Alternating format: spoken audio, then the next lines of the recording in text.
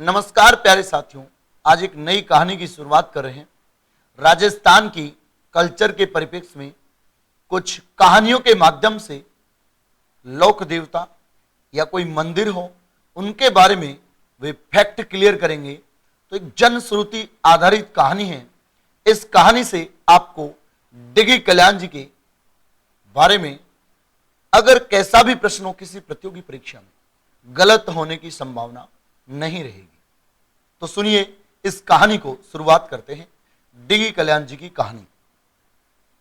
जयपुर के करीब 75 किमी दूरी पर टोंक जिले की मालपुरा तहसील में डिगीपुरी में भगवान विष्णु का स्वरूप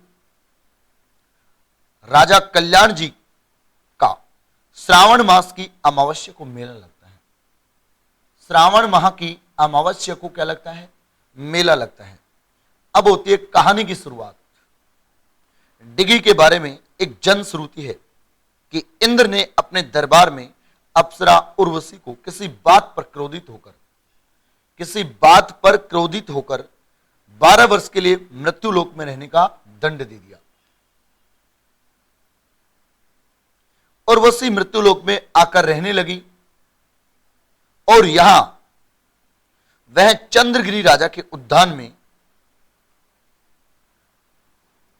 घोड़ी का रूप धारण कर रात भर चरा करती थी। क्रोधित चंद्रगिरी के राजा ने एक दिन घोड़ी का पीछा कर उसे पकड़ लिया। घोड़ी ने सुंदरी का रूप धर लिया और राजा डिगवी उर्वशी पर मोहित हो उसे अपने महल लाने के लिए आतुर हो गए। उर्वशी ने साथ चलने के लिए एक शर्त रखी कि दंड की समाप्ति पर इंद्र जब उसे लेने आए तो वह उसे बचाएगा। यदि वह नहीं बचा पाया तो वह उन्हें श्राप देंगी।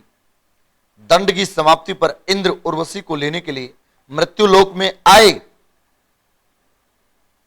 पर राजा डिगवी ने प्रतिरोध करने से इंद्र ने भगवान विष्णु की सहायता से हरा दिया। उर्वशी को ले गए। उर्वशी के ने राजा को शाप दे दिया और वह कोढ़ी हो गई। ठीक है, भगवान विष्णु ने को राजा डिगवी पर दया आई और उन्होंने राजा को कुष्ठ रोग के निवारण का उपाय बताया। उन्होंने कहा कि कुछ समय के बाद उनकी एक प्रतिमा के पास